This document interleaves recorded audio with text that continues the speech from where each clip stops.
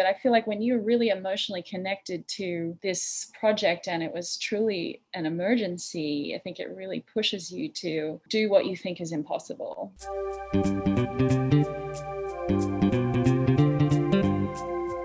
Hello and welcome to the Innovative Mindset Podcast. I'm your host, Isolde Trachtenberg. On the show, I interview peak performing innovators in the creative, social impact, and earth conservation spaces who are working to change the world. This episode is brought to you by Brain FM. Brain FM combines the best of music and neuroscience to help you relax, focus, meditate, and even sleep. I love it and have been using it to write, create, and do some of my deepest work. Because you're a listener of the show, you can get a free trial. Head over to brain.fm/innovative mindset to check it out. If you decide to subscribe, you can get 20% off with the coupon code Innovative Mindset, all one word. And now, let's get to the show.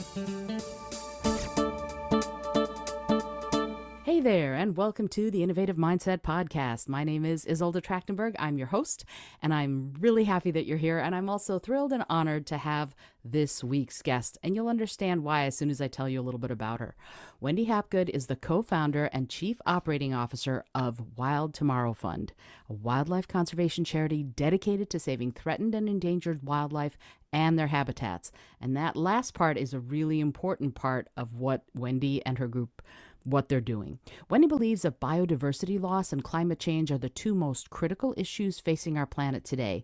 In 2015, she left Wall Street behind to dedicate her life to the protection of the environment and biodiversity. She's singing my song. She completed her master's degree in sustainability management at Columbia University's Earth Institute, where she studied climate change science and policy, researched the intersection of poverty and rhino poaching, uncovered illegal ivory in New York City, and studied new methods of financing the green economy. Wendy, I'm so honored that you're here. Thank you so much for being here. Welcome. Thank you so much, Isolde, for having me. I'm really excited to be on your show. Oh, wow. You're living my dream life in many ways. It's exactly the kind of thing that I have always wanted to do. So I'm so glad that you took it and ran with it and are doing it. I love you left Wall Street and you went, that's it. I'm changing my whole life around and I'm doing this now. I'm going to dedicate my life to saving wildlife and saving protected lands. What sparked that for you? What made you go, okay, you know what? I'm making that change. I'm going to totally transform the way I live and I'm going to innovate things on my own terms.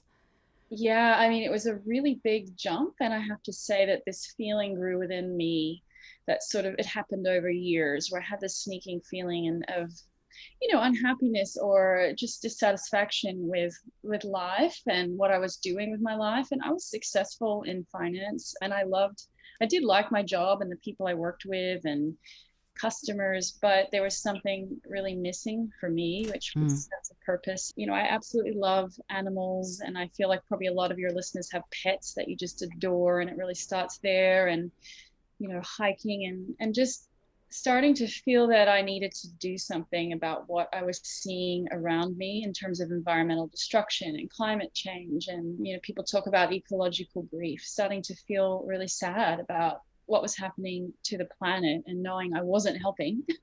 A really big moment was I was actually working in Tokyo, Japan, and I was there for the big earthquake, which, resulted in a nuclear crisis.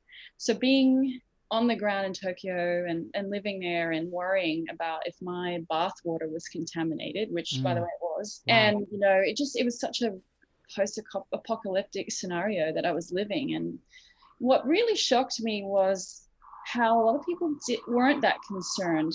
They, after it, were like, well, and people from outside of Japan and friends were like, well, no one died, after this nuclear crisis. But whereas I couldn't stop thinking about how we poisoned the earth, it's sort of forever, and that wasn't being spoken about. And it really was this sort of symbolic moment and I felt complicit in it as someone living in the city using, that's what all the power being generated for. That's what the nuclear power was needed for. So I felt really complicit in this poisoning of the earth. And I felt very guilty about when I left later that year to come to New York about not being able to help both people that were, refugees, internal refugees from that crisis, and thinking about how we poisoned the land. And I saw it with my own eyes up in Fukushima.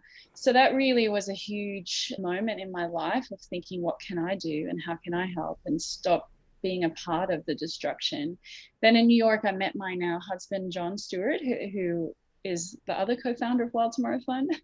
He was in a similar place in life. He was an advertising executive here in New York, a creative director, also loved animals, and was in a place like me, wondering what next to do in life and actually make a difference and help animals and nature.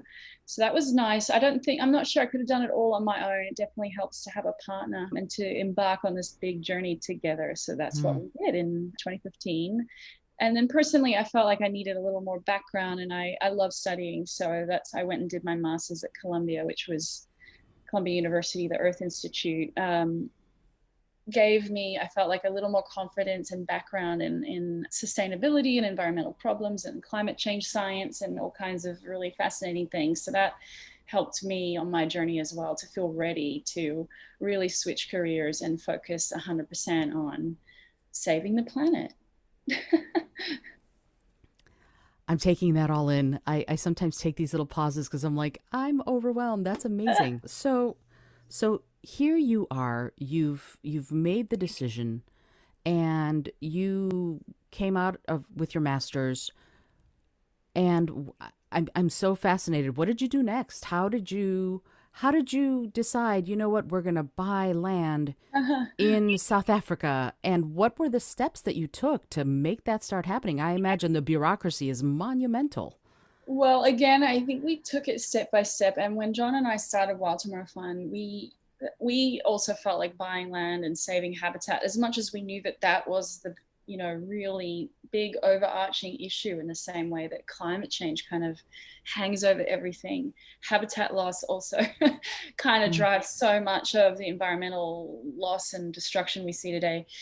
But that would be a huge thing to start with. So when we started Wild Tomorrow Fund, we started in 2015, really just with small things. We were asking friends, family for $50 to buy boots for rangers, because what we saw on the ground in KwaZulu-Natal, South Africa, which is where we're focused, was that government reserves in particular were super under-resourced. They're in charge of protecting incredible biodiversity, some of the last big tusked elephants in the world, Mm. really under-resourced, trying to fight the rhino poaching crisis. And, here's these amazing people who very dedicated, boots on the ground, but they don't have good boots. Right. So we're from New York. We're like, well, we can help with that, or like really basic things, like they couldn't go out on patrol if the tires had punctures and of their, for their patrol vehicles, and their Mm-hmm. budget didn't allow them to purchase more that month. So it was like, well, we can fundraise for that, and we can involve people in New York who would love to, it's very direct impact to say, if you can give us $50 donation, we will personally have our team on the ground buy those boots and deliver them. So that's how we started, nice and small, step by step. And then it was 2017 when the land kind of happened, which I say was a land emergency, where one of our partners on the ground told us about this piece of land that was up for sale, and it had two offers on it from pineapple farmers. And when these farmers wanted to extend their existing fields of pineapples, and if you could see a picture of it, it's just that typical monoculture farming that just extends out forever in these endless rows of sameness. Mm-hmm. And it's terrible for biodiversity. And this land that was up for sale had been farmed, cattle and a little bit of pineapples, but it had kind of been left to go wild. And it had zebra on it. It had, hippos that would come from the river and at nighttime feed on this land. And we went to see it, and that was it. Our hearts were kind of stuck. We were like, we have to do something. We cannot allow this to happen.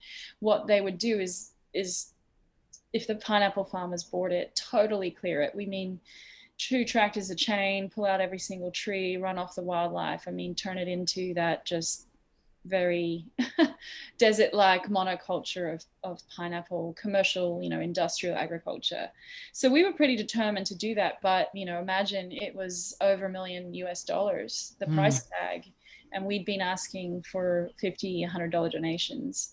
But I think those emergencies make you really step up. And we felt that we needed to try. And also, we know or knew that there's a lot of wealth in New York City and there's a lot of people who care deeply. And, we knew we just needed to meet the right people and tell the story and kind of bring them along in this journey. And we also met with the landowner. She was an older lady living in the city near Johannesburg. So she didn't live at the farm or anything like that, this land. It was her old family. And we kind of pleaded with her. We said, we're a charity. We don't have $1 million sitting ready to make this deal happen. Can you give us time? This will be your legacy too. So thankfully she agreed, and she gave us 5 years to raise all the money to save the land. Actually, that deadline's coming up next May, so we still have a little way to go. But in the meantime, we bought another piece that was at risk just nearby. So created this corridor vision. In the meantime, we felt it was extremely important that the land was owned in South Africa, not by a US charity. So we set up a Wild Tomorrow Fund South Africa affiliate. So it's a registered charity in South Africa. So the land is owned locally. Yeah, so there were a lot of legal steps and meetings and learn a lot of learning along the way. But I feel like when you're really emotionally connected to this project, and it was truly an emergency, I think it really pushes you to do what you think is impossible. So we're really proud that we were able to save it and then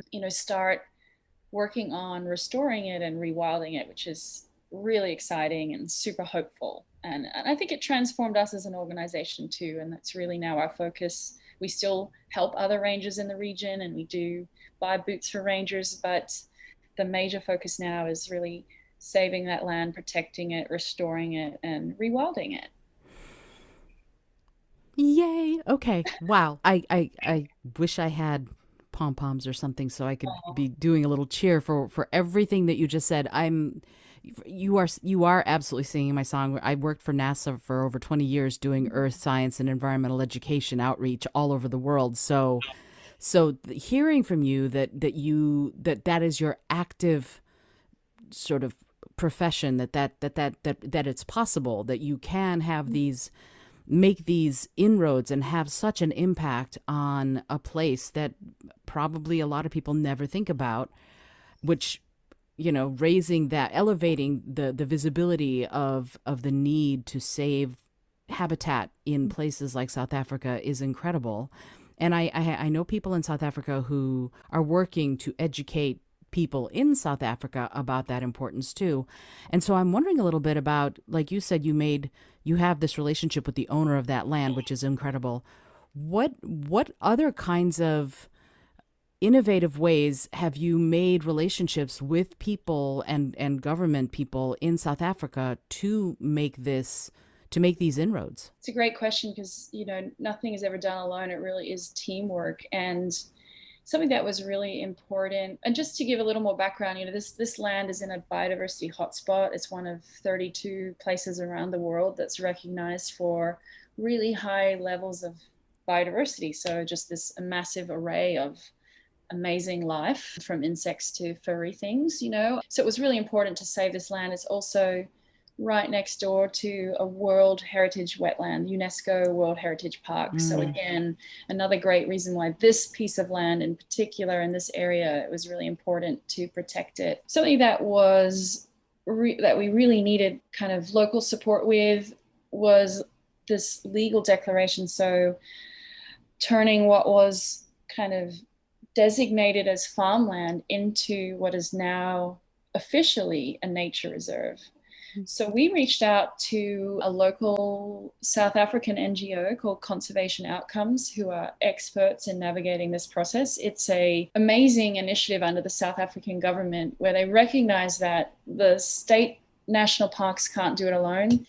They need private landowners. It could could be farmers who want to protect a small piece of their land that has an endangered frog. They want to empower private landowners to also contribute to conservation. Mm-hmm. So they have this framework called the Biodiversity Stewardship Program, and we worked with Conservation Outcomes to kind of navigate that whole process, and an amazing environmental attorney who is in Durban who helped us with that. And what's really, I think, amazing about our project and what makes it stand out is it's truly collaborative. So, I mean, we had donors from a lot from New York, some on the West Coast, in other countries give $20 towards this dream, or, $1,000 or $50,000. So it's been, literally thousands of people who've made it possible to save this habitat.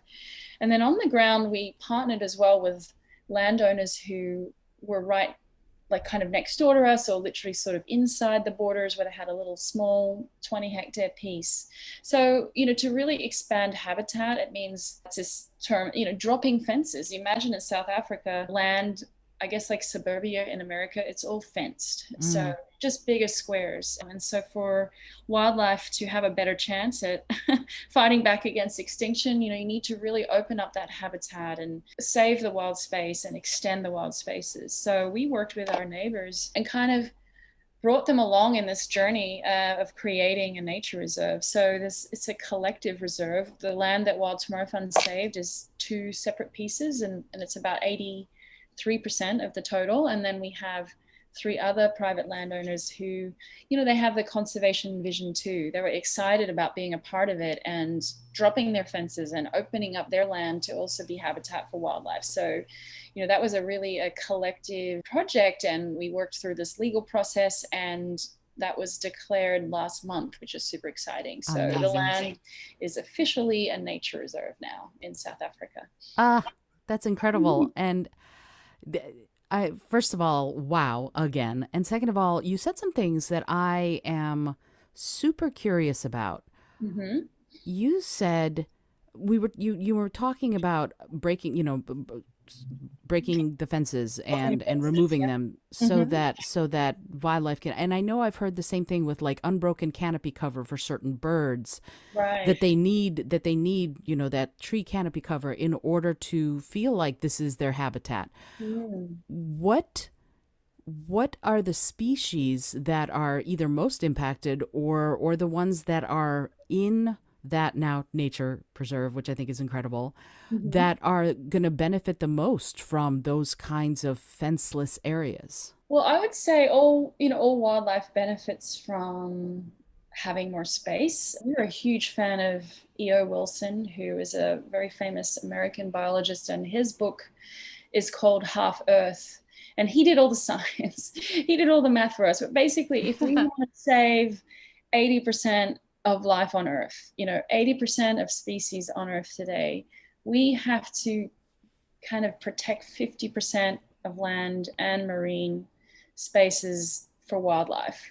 If we don't do that, if we can't get to 50%, we can't save species. We can't save 80% of species on Earth. Basically, wildlife and animals need, especially the longer ranging ones. So the ones that really need space are the big megafauna. So elephants, lions, leopards, hyena, the ones that African wild dogs, they need a lot of protected space to range. They have bigger ranges, but wild space, connected wild space. So, when you're talking about birds, it's the canopy. They need like a corridor, a green corridor to traverse these spaces that we humans have basically kind of cut up all space on our planet and dissected it with farms and fences and housing developments. And so wildlife can't cross from A to B.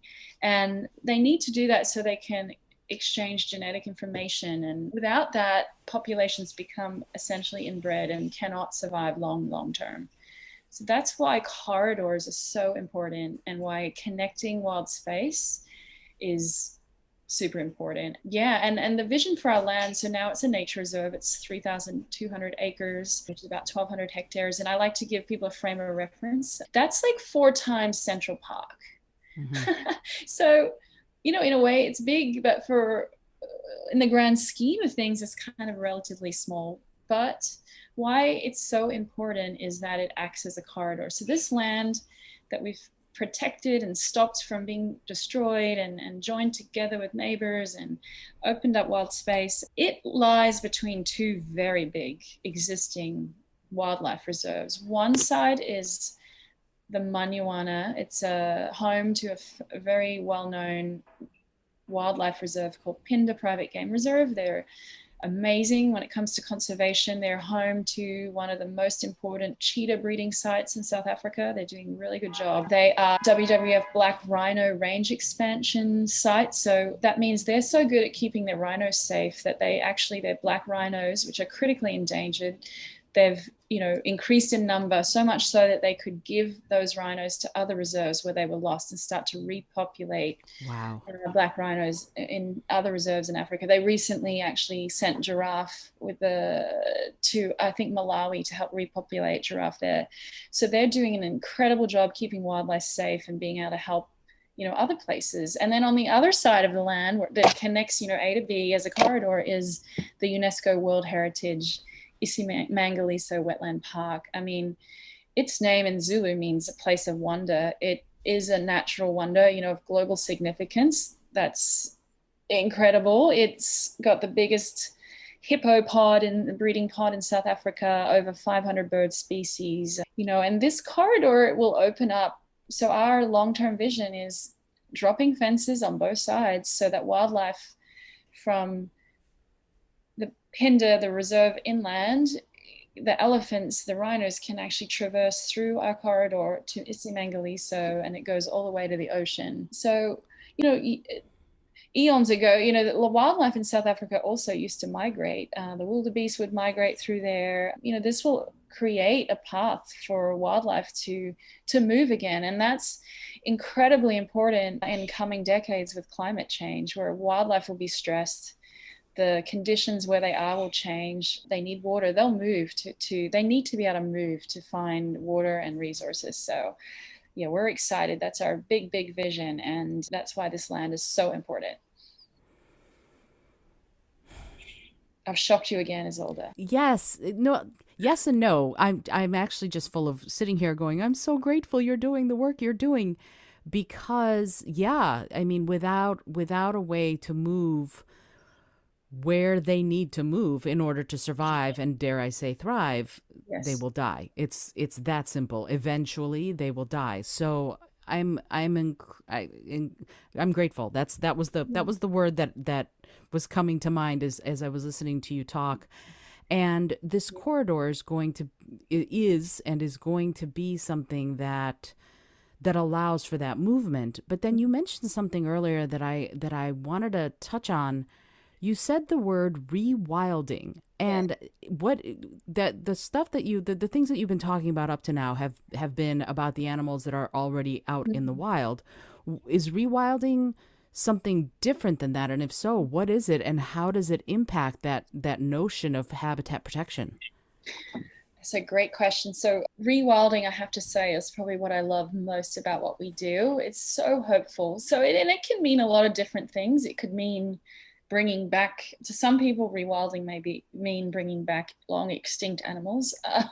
I mean, what we're doing is, so we save the land, we protect it, we start restoring it, and a lot of animals will make their way back naturally. But Mm-hmm. there's some bigger, usually the larger species that, they're not just going to arrive, there's still fences. So we have to literally reintroduce them. So our rewilding is really the reintroduction of native wildlife that would have existed there before but has been gone for some time. So it's super exciting. I know when we save the land, the first piece, one of our donors loves giraffe, and that was her first question: when can we get giraffe? And all of this is guided by ecologists and science. And yeah, we reintroduced giraffe for the first time in 2017. It was super exciting, to see them arrive, jump out of a truck, and like literally run for it. I can imagine it's quite stressful to be in a truck. They're Sure. wild giraffe, and then running free on their new home. And it's so powerful. It's such an inspiring image or thing to witness. and also for our donors to see what we did. I like to say rewilding kind of sells itself. We needed to do it. We needed to get this wildlife, and it's very strange for most of us that in South Africa you need to buy, usually those animals you would have to buy them, which seems so strange to us. Like, what do you mean you can buy a giraffe, and how much is a giraffe, and what do you mean you can buy a zebra? And I think zebra are absolutely incredible, and the idea that there is sort of a market price, $350 per zebra, Hmm. just seems so cheap. So, when our donors and supporters heard that, they're like, well, I'll buy a zebra. And so that was a really cool connection for them, and for us as well to, help fund our rewilding work. It really funded itself. And every person who donated to help us literally purchase an individual zebra, an individual giraffe, they had the chance to name them. And you can tell the difference. Giraffe and zebra, their patterns are unique, like a fingerprint. Mm-hmm. So we have ID'd all of our giraffe. We have a giraffe ID kit. It's like playing spot the difference, looking at Mm-hmm. their patterns and figuring out who is who. So yeah, we have 14, actually 15 resident giraffe now, and over 30 zebra. Every year now we have babies born, which again is proof of this concept. If you can save land and join it with neighboring areas and reintroduce wildlife, nature will then start taking care of itself. And we're seeing zebra foals being born. And huge moment for us was our first baby giraffe being born, on this land that would have otherwise been pineapples. So rewilding, it really is a mix of ecological restoration and then reintroduction of wildlife. And that's what we mean when we say rewilding. Okay, first of all, I want to help buy a zebra. You Can I want a do that? zebra? Yes, or a giraffe or a cheetah or whatever uh, it is, because yes, I will actually, that will be my birthday fundraiser this year. I'm going to tell people that I want to raise money so that I can buy like two giraffe and uh, have them be rewilded in the Wild Tomorrow Fund. No, seriously, because this is one of those things where that's not something I've ever thought about or known was even possible. And so again, lots of gratitude from my end, because it's a way for people like me who probably are never going to start their own Wild Tomorrow Fund mhm. to participate in a way that you would find helpful. And that brings me to my next question. What sort of help does the Wild Tomorrow Fund need from people, private citizens, someone who's listening to this podcast who gets fired up like I am now, who wants to help? What kind of help do you need? Well, we would love help. We still, as I mentioned, that first piece of land, we still have a deadline to meet, a fundraising goal to actually finish the purchase. That's in next May. Mm-hmm. So we love to equate things down to kind of bite-sized chunks. 1 acre is about 990 US dollars. Mm-hmm. So if anyone wants to sponsor an acre, it's an amazing gift or a legacy kind of gift to someone.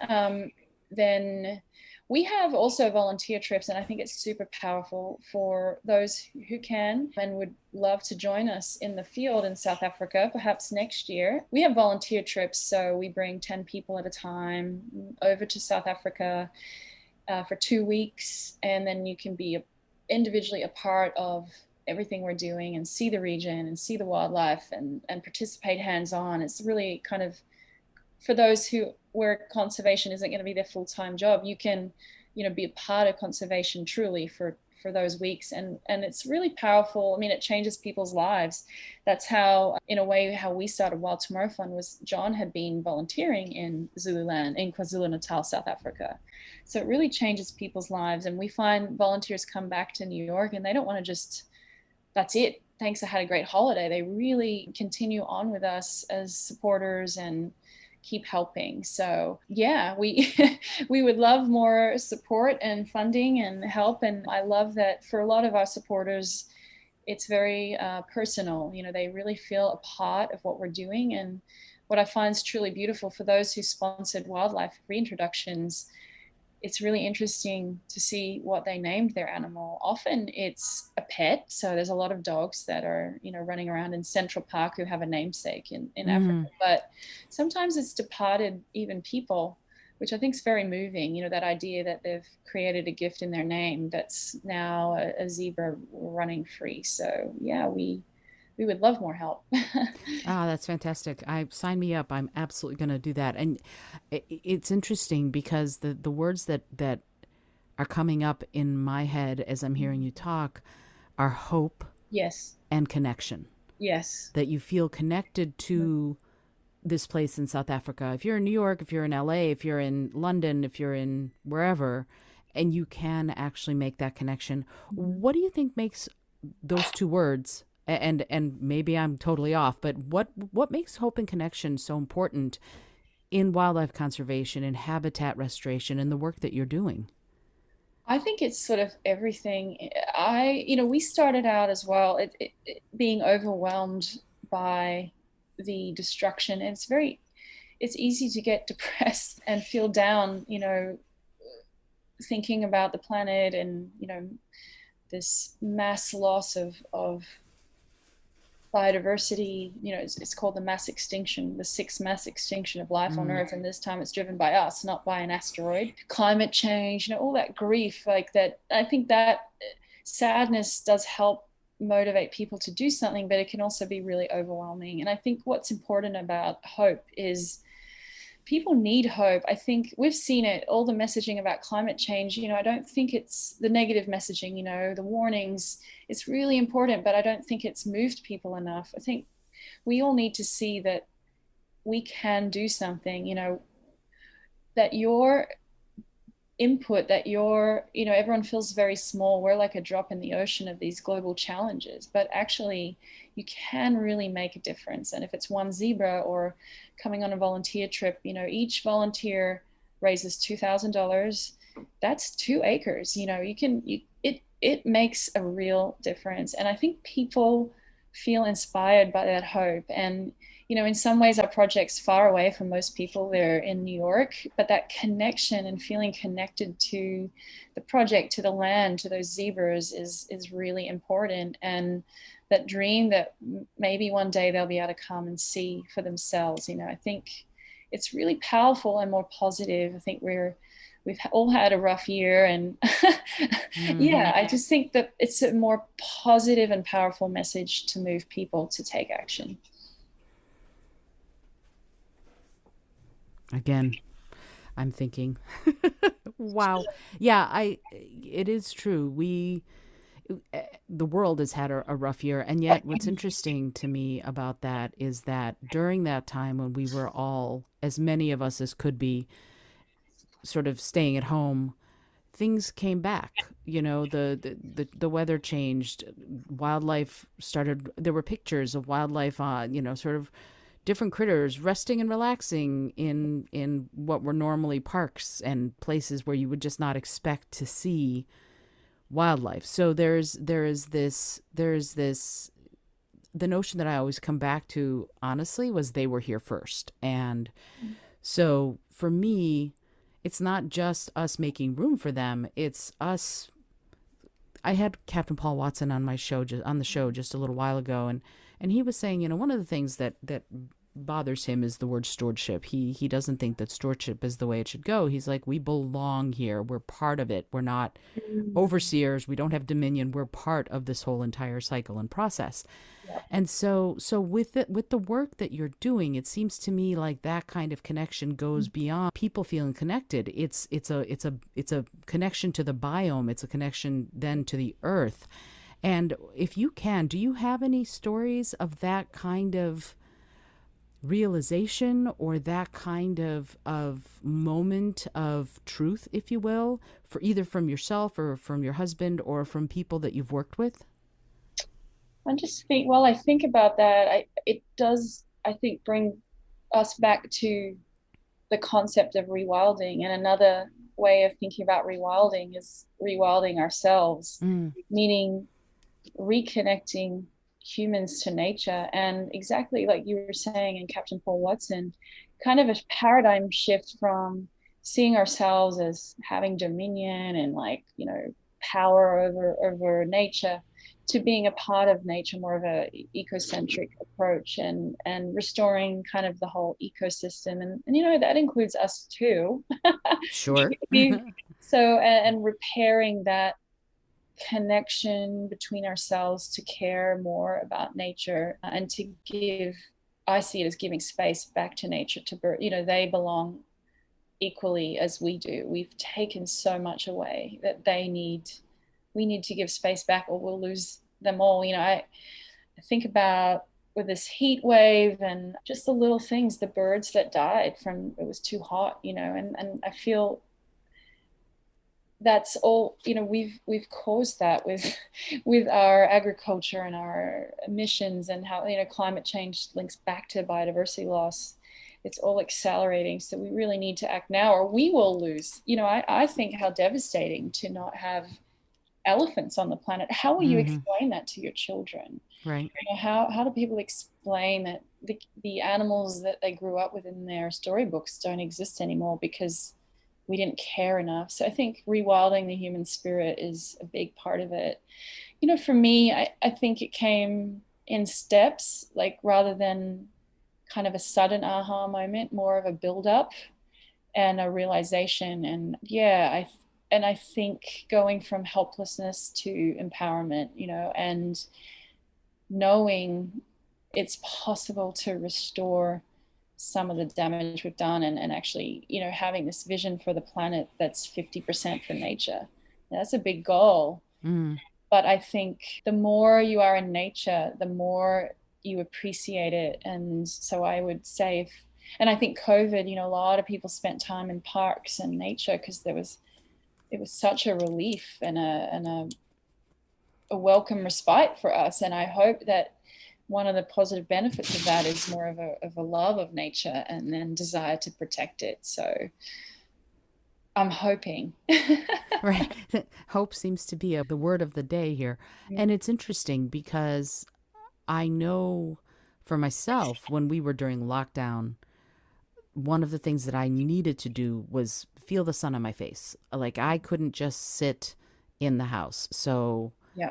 I had to be out and even if it were just to walk outside, there was a tree right near our apartment, and I would walk outside and I would say hello to the tree Oh, because it gave me that sense of connection. And that's one of the things that it takes us back to ancient stories when people were really like knew that they were part of nature, part of the earth, part of a process of this whole biosphere. And it sounds to me like your mission, in part at least, is that in addition to stemming biodiversity loss, is it's kind of, have you found that that's an outcome, that the people who are involved really get connected on that deep level yeah. And I back to something like that? people who maybe weren't really into nature or conservation before have, come on this journey with us and then become essentially conservationists, at heart. I think that's really powerful. I mean, one of our major donors and on the board, you know, initially he was thinking he would spend his philanthropic time on helping with poverty, which is, of course, a really important topic. But it was his dog, like he had a really strong connection with his pet that made him think more about wildlife. And he went on safari, and his wife he was like, maybe you should think about how, working with Wild Tomorrow Fund. And he's been super helpful or transformative for us and the connections that he's brought. And I think about that he wasn't someone who thought that wildlife and habitat conservation was sort of his thing. We need Hmm. to find more of those people where it's, it's education and exposure, or, being a part of this project is very inspiring, and then people get sort of caught up in it, which is great. I think we need more people to connect to nature. And is it through, I think it can be through your pet, through that sort of very personal connection between a human and an animal, and seeing them as maybe as an individual and important, and then maybe through the park and appreciating the trees and what they bring for us. And then that kind of connection expands from local to more global issues. So yeah, we need to figure, and it's a question I've thought about a lot. Why do I care so deeply, which, has been a progression over time, to the point that I would give up, sort of dedicate my life to this and saving nature. And then other people, they're maybe distracted or they don't care as much. How do you convert? I want to say convert. How do you inspire other people to connect more deeply to nature? So that's a big question. And I think being out in nature is the key, and going for those hikes or coming on a trip to South Africa, of course, super powerful, and helping out with conservation, really being involved. And I think it really grows from there.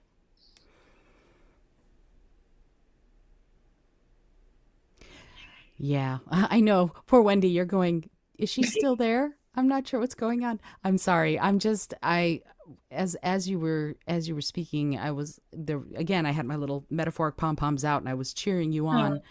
And it's when I used, as I said, I used to work for NASA and I used to do these, participate in these environmental education workshops where we traveled all over the world. And one of the places we traveled was South Africa Oh, fantastic. and did a workshop. And the people who came were all teachers and other educators and who were going to be learning about these environmental protocols so that their students could study local ecosystems. And Mhm. so when you were asking that question, I'm like, yeah, I so need to. I do this thing called the Earth Lady, Mhm.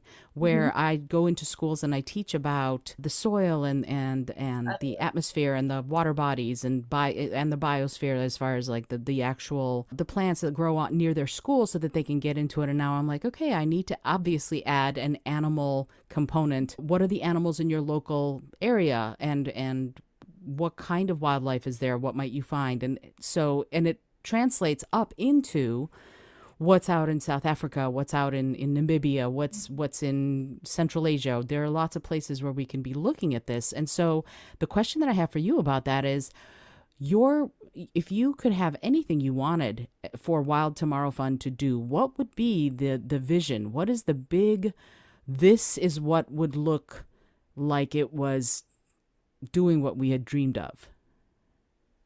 Oh, it's a big question. I don't ask small questions. I can see, if I think 10 years ahead, or maybe, we've done a lot more than we thought we could in a short amount of time. So maybe 5 years ahead, this corridor project in South Africa is really the first. So the dream is for that to be completed. The corridor is open and working as a corridor for wildlife, connecting these two huge reserves together, 80,000 acres to 800,000 acres, and Wow. connecting that green space, and the elephants can migrate again, and wildebeest. That will be like a really huge achievement and a dream come true. And then, of course, it's ongoing. It's like, then the reserve, the vision is for it to be self-sustaining. And then the question is, what's next? So, I see this future where we have, it's called the Ukuwela Nature Reserve in South Africa. Then other places on the planet that are threatened and at immediate risk of destruction and conversion for agricultural development, where there's really threatened species, and saving that land and kind of repeating the process to save it, protect it, restore it, rewild it. I mean, it could be Madagascar, it could be, I read about a place in Philadelphia that's super important habitat for fireflies, and without this habitat, this incredible spectacle won't exist. So I think a project in the United States would be incredible. Just being able to show what's possible with restoration and wilding. That would be my dream and big goal. I love it, to show what's possible with restoration. I think that's great. So, first of all, Wendy, you're not getting rid of me that easily. I'm so totally going to start getting people to sponsor zebras and giraffe. That's going to For be your wonderful. birthday fundraiser. Absolutely. I'm gonna see what I can do. And I also believe in starting them while they're young. So we're gonna get kids on board. We had some kindergartners made some slime and sold slime and raised, like, I think it was $400. So I Amazing. don't know, people who little, big, it's really amazing what people can do when they really want to. So yeah. And also, I mean, one of the things that I've sort of really learned in this last hour of chatting with you is that there are things I didn't know were possible. And so now that I know that they're possible, and now that if you're listening to this episode, now that you know they're possible, the call has been made take up the banner and get Rangers shoes or something like that, or sponsor a zebra. I think that those are the kinds of things that we can be doing that I didn't realize that it could be done. So I'm really grateful to you, Wendy, for sharing all of this. And if someone wants to get involved, how do they find you? Where can they find out about the Wild Tomorrow Fund to get involved, to sponsor a zebra, to name the zebra? I would name a zebra Kimba after my beloved cat. I know that I would, but how would they do that? Okay, well, for them to get in touch or find out more about what we do, they can head to our website, which is wildtomorrowfund.org. You'll see there's stories and also a volunteer menu, so they can look at what trips we have coming up. Our animal sponsorships are more sort of direct, because we have to be actually sort of reintroducing more, or actually each year we have zebra born, for example, so you can actually sponsor a baby zebra instead of, we're actually not needing to purchase some right now because they're kind of rewilding themselves. There will come a time where we need to purchase more wildlife. So just there's a contact us on the website at the bottom, and that email will come to me and to John, and we'd love to be in touch. And we love it. A lot of our supporters say when they talk about the work of Wild Tomorrow Fund, they say we did this. So it really truly is a community. It's very personal. I like to say as well, is one degree of separation between you, the donor, and the field, because there is this sort of between here, and then we're in a way we're a very small team doing big things, and we're really proud of what we've been able to do. And so it is quite personal, and we love meeting new people. We need to meet new people. So please reach out. We'd love to hear from you. And everybody can help, from a kindergartner to a high school kid to, a retiree. So please, we need more people to help the planet. So hope you'll join us. Yay, absolutely. Well, I'm going to put all of that information in the show notes. And Wendy, I know that you have to run, but I do have one question that I ask everybody who comes on the show. And it's a silly question, but I find that it yields some very interesting results. And the question is this: if you had an airplane that could skywrite anything for the whole world to see, what would you say? Ooh, that's an awesome question. I would say, love nature. I don't know.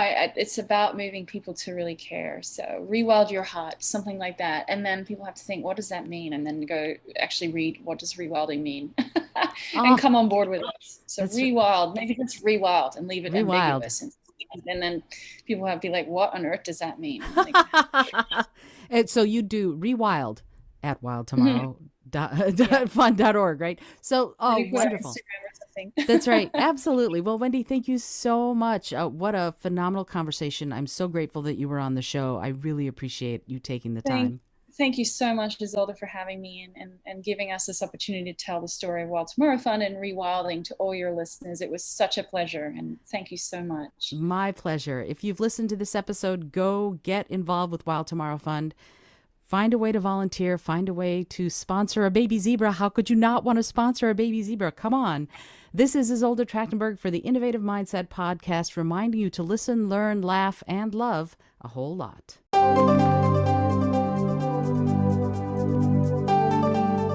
Thanks so much for joining me today. I really appreciate you being here. Please subscribe to the podcast if you're new. And if you like what you're hearing, please review it and rate it and let other people know. And if you'd like to be a sponsor of the show, I'd love to meet you on patreon.com/innovative mindset. I also have lots of exclusive goodies to share just with the show's supporters there. Today's episode was produced by Isolde Trachtenberg and is copyright 2021. As always, please remember this is for educational and entertainment purposes only. Past performance does not guarantee future results, although we can always hope. Until next time, keep living in your innovative mindset.